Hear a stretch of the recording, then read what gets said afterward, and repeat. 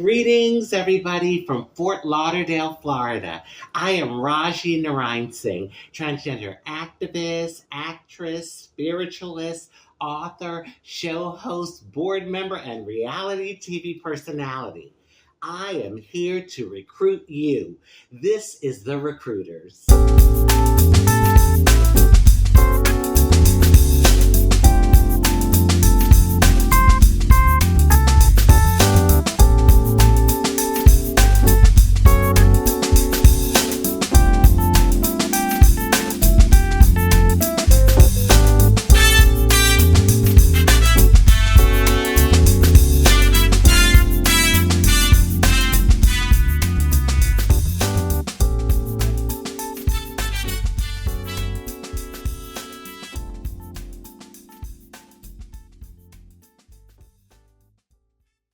Hi, and welcome to The Recruiters. I am former New York State Senator Tom Duane, and I spent many years as a public servant, that's accurate, to New York City and to New York State, which controls New York City, and I learned a lot about how to get things done and how to get a broad coalition together and how in a coalition you can forge ahead, even when the horizon it seems like it's shrinking or you can't see it so far away, but here on The Recruiters, we are here to share with you some of the possibilities for how we together can be of service to our city and our world, because there's a lot that needs fixing and a lot of people in our communities, they are struggling. So today, we'll hear from inspiring people who will show us what it means to be of service, because this is The Recruiters and we are recruiting you. I'm Charles Sanchez, and it's time to rally. Today, I want to talk about us. We're all living during this extraordinary time. There's an oppressive energy, a fear, a cruelty that's being fostered by this MAGA regime. Cruelty and fear are the point. If we're afraid, we're making choices based on that fear. We need to make sure that the tense energy that we're feeling about the current events goes toward the enemy and not each other. The other day on the social medias, I made a passionate post about alligator Alcatraz. And as many folks are doing, I called it alligator Auschwitz. A friend who happens to be Jewish responded saying, I agree with you 100%, but maybe not use the word Auschwitz? I thought my friend had a point. Although brown people in America are being herded up, imprisoned, and criminalized with no due process, much like Nazi Germany in the 30s, the current atrocities don't need to harken back to another group's suffering. They're terrible enough on their own. Besides, a friend was bothered by a word I used, and it was no skin off my nose to change it. But another friend commented, and my two friends had a heated discussion about language and word use and feelings as a thread on my initial post, and it became a moment where I had to go, girls, please, you're both pretty. It was too much for me, so I just took down my initial post. I mean, I love drama, as long as it's over there. I don't take sides with either friend. They both had passionate points, but this disagreement became long, verbose essays of argument, and on Facebook, and far more emotional than necessary. I know if my two friends would have had this discussion in person, it wouldn't have been so heated, and they'd have found common ground easily. So my rallying cry for you today is to remember kindness with each other. Our enemy is over there.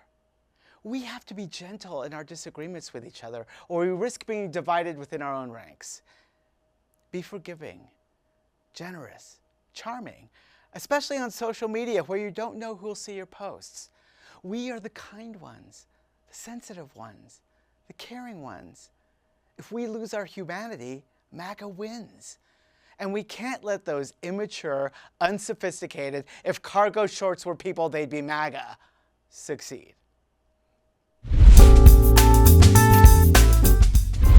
David Rothenberg's life is centered on theater, social activism, politics, and a tireless focus on advocating for the lives of those negatively impacted by the criminal justice system.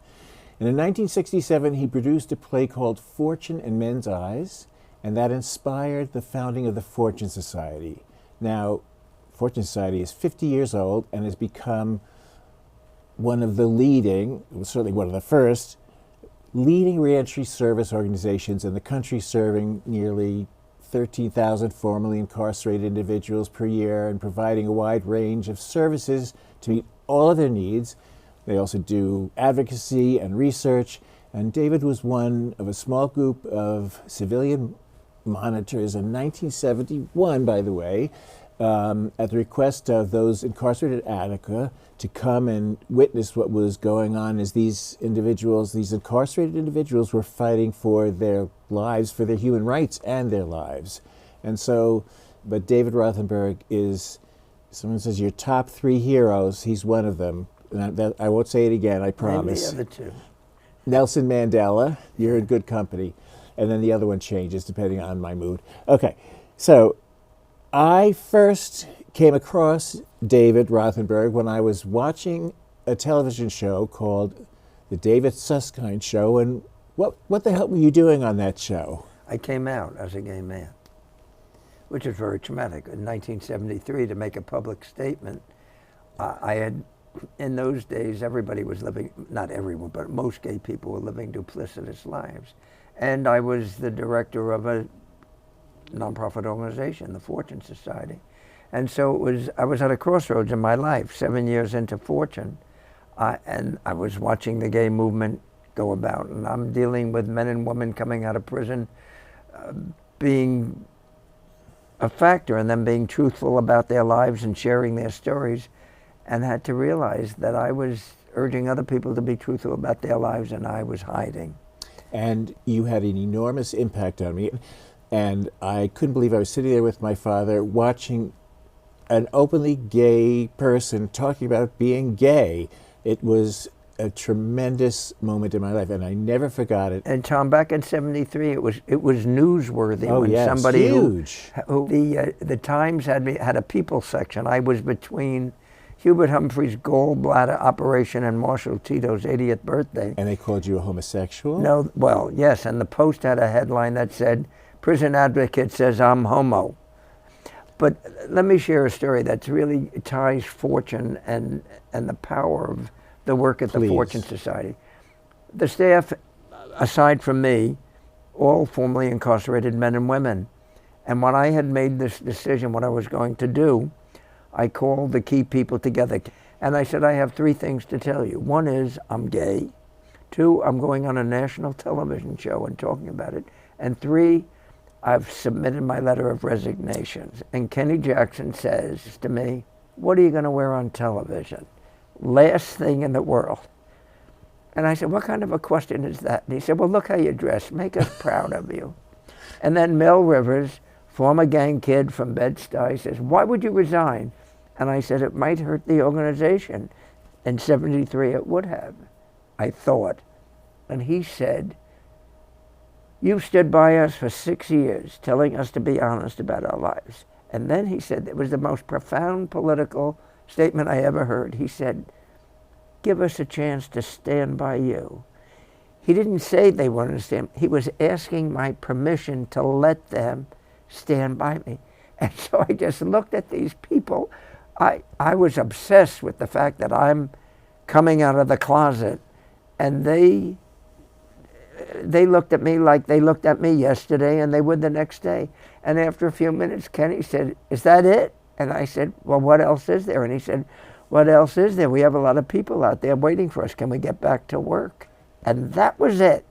And it was never an issue with these men and women who had come out of prison. And I grew from that. I learned that what was obsessed in my head, for the people that loved you and cared about you, that didn't matter. And our work at the Fortune Society has remained a powerful part of my life. Yes. Working with the damage that's done by our system, and people come out of prison wounded, and you create an atmosphere that gives them an opportunity to believe in themselves, and you watch them, the miracles of people suddenly discovering who they are. People a life Stanley that they Richards, might not have had there not been a Fortune Society. Well, Stanley Richards, the CEO at our Thursday community meetings at our residence, the castle, says, which I have been to. Yes, and so he says, look at the mirror tonight, and who do you see, and who does that person want to be, and how do you get there? And he'd always say, that's when the hard work begins, about what you want in life and the choices you make. I always tell people the most powerful, queer people, the most powerful thing you can do is to be out. Politically, that is the greatest tool that we have in our arsenal, is just to be out. But the saddest thing historically is that people came out during the AIDS crisis like no other time in history. Yes. And they came out as they were approaching death. But there were places like the designers and whatnot who were very closeted but clearly gay. Yes. And never would be supportive of programs like the National Gay Task Force or what otherwise. They were Pines gay. You mean Fire Island Yes. Pines gay? Yes.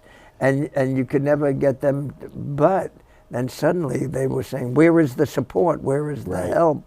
And the help and the support comes from people mobilizing themselves and saying, we're here, we're alive, we're human.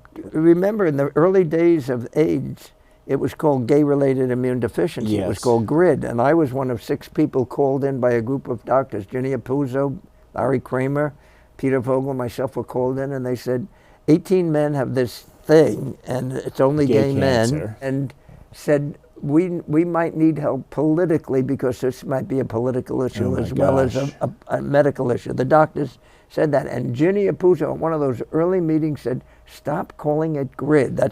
And she got them to talk to the CDC and say, you can't name a population of people in a disease. And it wasn't even true. It was no, much what we more found subsequently, widespread. what we found out at the Fortune Society is a lot of men who were imprisoned, yes, and that addicts were getting injection drug users. I don't know if I ever told you this story. I got a letter from a couple of guys in Attica saying, guys have this and we don't know what to do about it.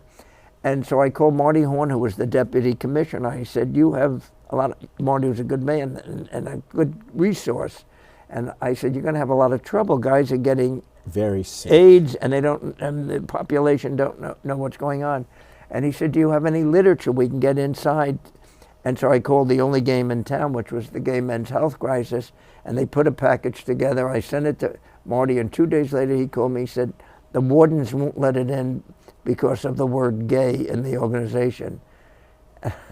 So I went back to the Gay Men's Health Crisis and said, can you print literature with just your initials to get it in life-saving literature?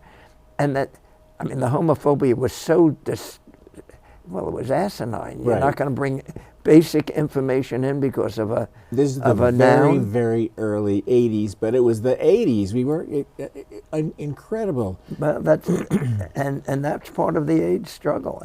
Charlie Cochran.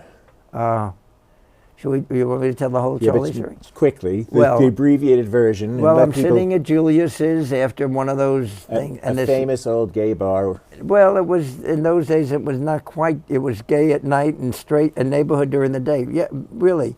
But really? In the evening. I was always gay there, I'm just saying. Well, you're younger than me. But this guy from the neighborhood was always hanging out there, and we were talking. It was bright and nice and charming. And one night some kid comes running in the back door and out the front, and a cop comes after him. And I, Fortune Society, stood up, and Charlie said, this quiet, sweet man suddenly said, sit down. And he went out, and he came back with the kid. And I said, what happened? And I looked at him, I said, you're a cop, aren't you, Charlie? And he said, yes, I am. And then he talked to me about being gay and being a cop. I had gone through this all, as I told you, with the Fortune Society. What do you want to do, Charlie? He said, I want to make a statement, and I want some advice. And I said, well, then you have to choreograph it as a positive event, rather than waiting for the rumors and the secrets. You control the message. And so we talked about, in those days, every year there was the gay rights bill. Civil rights, just basic civil rights. It was a basic civil rights, adding sexual orientation, no discrimination based on race, religion, national origin, and we wanted to add sexual orientation. And every year we would go before the city council and they voted against it. And one gay person would get up to testify, and then an Orthodox rabbi would get up, and then a gay person would get up, or a relative of somebody, and then the PBA would get up. So we decided, Charlie, this is how you come out. So when the PBA guy finished, they said the next speaker will be Sergeant Charles Cochran of the New York Police Department. And the gay side of the, no, they just had one. And Jeannie Apuzzi and I are saying, shh, shh. And Charlie Cochran, one of the most dramatic things you could ever see, said, I'm Charlie Cochran, Sergeant in the New York Police Department, cited all of his medals, 13 years in the police department. I'm proud of being a New York City cop. Pinter paused as we rehearsed. And I'm equally proud of being a gay man. The most powerful thing you could ever do. Silence for a minute, and then an explosion in the gay section. And I turned to Ginny and said, we just passed the bill. It was front page in all the newspapers the next day, the lead story. The television crew went to his precinct, and you know what all the cops said? Well, that's Charlie. He wasn't a newcomer to him. It was just same as my experience at Fortune. They knew Charlie, they respected his work, and they loved him. And they said, well, that's Charlie, if that's who he is. If it was a person they never met, they might have had a different reaction. But the loyalty was there. And Charlie started GOAL, Gay Officers Action League. Which is in business today. Which I wish their members knew his story. You know, one night, I was on the Human Rights Commission for a while, and I got a call. There was a demonstration before a bar on 43rd Street. Remember, the cops had beaten up a drag queen there? And some gay people were going to march, and I got a call to be a marshal. And we arrived, there's 40 cops across the street, and everybody said, oh, they're going to get us. And I looked, who's in charge? Charlie Cochran. So I walked across the street, and I said, Charlie, are we going to have any problems? And he said, absolutely not. You keep your guys quiet. All the difference in the world. A seat at the table, he right? said, we'll be here to protect you, make sure there's no problem. Wonderful stories. Yeah. And you know, history is important because as we're living through it now, we can keep. So everything that you ever did, everything that I ever did, it feels like we're going to have to do it all over again. But younger people are going to have to do it, but they have to hear. But it's important to hear what we went through. So this show is called The Recruiters. Yes. The show is called The Recruiters because we need to recruit people to do something, anything, some things, to stop the terrible things that are happening in this country. I'm not saying people have to do something every day, something or anything huge, but how? How do you use your voice? Well, tell people there how are marches, you're there are recruiting demonstrations. them. People think that, you know, there are always marches and demonstrations. Will I make any difference? I've always said when people were reluctant about voting, saying my vote doesn't make any difference, and I've said, then why do they go so much trouble to stop you from voting? I have to deal with so many young people who have so much misinformation, and I tell them, read the New York Times. Okay, what else? What else? Well, have a passion about something. I think if you have a passion about your own life, you're talking about people, about their sexual orientation or their previous sense of incarceration. Pride. Look in the mirror and say, who are you? What do you want? And how can I how can I be stronger? And one of the ways I can be stronger is having my voice heard and being part of something that's positive. Find out who's doing the exciting and the new things and join in. You can have a 9-to-5 job and you can do something else that is important to you. And ask questions. Keep asking questions. Because you are not just a recruiter, you are also a role model. And I'm sorry, I have to I'm also older than water. The most recent book, you have to read it. I read this in one seating. It's one moving, funny, sad story after another. It's and you have to get it on Amazon, and half the people I know are boycotting Amazon. You know, I was boycotting Walmart for years, and then I thought, I'm buying from Amazon, they're even worse. And then once you've read Manhattan Mayhem, you're not going to not read this one, okay? Now, you're very kind, Senator. I am not that kind. Well, you're not kind, but I appreciate you anyway. I love you, David. Thank you, David Rothenberg, for being on The Recruiters. You are now officially a recruiter. Thank you, Tom. Thank you. Hi, I am here with Sarah McBride, who I love and admire. And when I first met her, I says to myself, Tom, she is a winner, and sure enough, you are a winner. I mean, you had already won. You were already state senator, which, of course, is a very important position, having got held it myself. But I The best job. I knew you were going places. Okay, I have some questions, which when I teach, when I was in the Senate, I taught once a week in the New York City public school, high school, civics, because they don't teach so. Anyway, so my first question is, without giving it a lot of thought, name 5 people you most admire. Well, beyond you, whose shoulders I stand on and who has blazed trails for so many of us in politics. I've learned to say thank you when someone says something nice. Good. Yes, well, you deserve it. Barack Obama, Abraham Lincoln, Martin Luther King.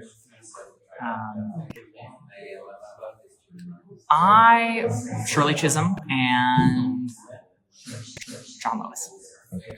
Now, see, my first question I thought was going to be like general, like, Elizabeth Taylor or something. But now it was going to be, the second question was going to be political heroes. Oh my gosh, yes. So now we have the non-political people who you most admire. I mean, they can be kind of political. Taylor Swift. I love Taylor Swift. Lady Gaga. Love. Oprah. I do. Political people. Who do I absolutely? I want to get a big bear hug from Tom Hanks. I am a huge Tom Hanks person.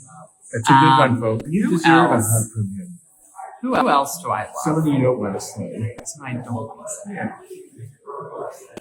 Because you think it's, Honestly, Britney Spears. Okay. I mean, I do want to say that, but she has been through a lot. Yes. Leave Britney alone. Yes. Who in the house can make you laugh? Who has a good sense of humor? Thank you. Derek Tran from California, fellow freshman. Yeah, and we are a 2-person trans caucus, and love that. He's got a good sense of humor. George Whitesides has a really good sense of humor. Goodness. Kim Burchett has a pretty funny sense of humor. Far right-wing Republican. Common ground in humor. He keeps me laughing. When we talk, he's got some great zingers, some great one-liners. He once told me that he was going to be nice to me because he wants to befriend all the Democrats and get to know us in this life since he won't spend any time with us in eternity. And I thought that was hysterical. Is he a Mormon? No. Who do you go to for advice?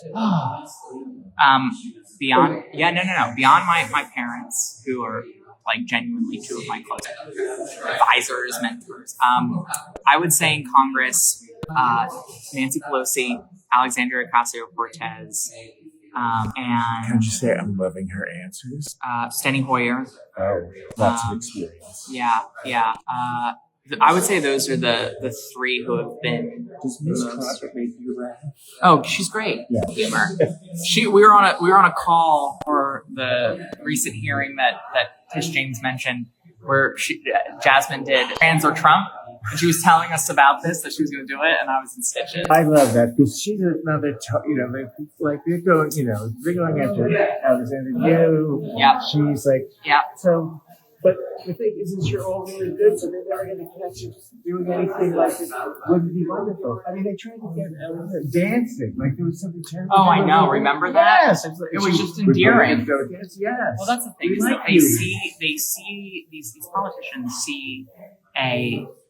It's funny because they tell me I'm a man all the time, and then they treat me like they treat so many of the women in Congress. I'm raise my voice. They tell me I'm hysterical. I open my mouth. They tell me to shut up. That the same thing. I was too sensitive, or I was like out of control. I'm giving all of these things at the same time. But you know what? You just gotta laugh until you cry, so you don't cry in this moment. I did slam the door by mistake. The finger was there. I did not put intentionally. It was not. Nothing was broken. No fingers were cut off. Someone else's finger? I was angry about something. Oh yeah, someone else's finger. I was angry. I stormed out, and I went to the door and I went anyway. So don't do that. Watch out for doors, because I loved your door story. Oh, bursting through the doors of the ladies' room. Lady Congress members were busting down the door of the ladies' room to protect their ladies' shoes. Because who doesn't want a bleeping private booth? to use the facilities. I love you. I love you. Mwah. Oh, send her money. Send her money. SarahMcBride.com. She's the best. Hey, thank you, recruits, for joining me and my guests today. And I want to thank Manhattan Neighborhood Network, MNN. They film us, they produce us, they light us. Look how good I look. Well, they make everyone look good, and they bring a lot of voices to the table, so let's support them. I mean, they really do an amazing job, and I'm most grateful. Now, as we discussed today, there are many ways to be of service to our communities. And by communities, I mean all the communities that are intersecting in this great city. You know, this is a stressful time to be living in. You know, a lot of people are afraid, and a lot of people have more than afraid. And, you know, that's a downer, right? But, we have each other. And we have the wisdom of generations before us who have fought to make the world a safer, more just place. And I hope you won't forget that you have your own part to do that, to make this a better place to live, to work, to survive, and thrive. Now, I know I'm going to get up tomorrow. I'm going to get up and do it again. You know what? You have to get up and do it again. And we'll see you next week. This has been The Recruiters, and you have been recruited. Thank you.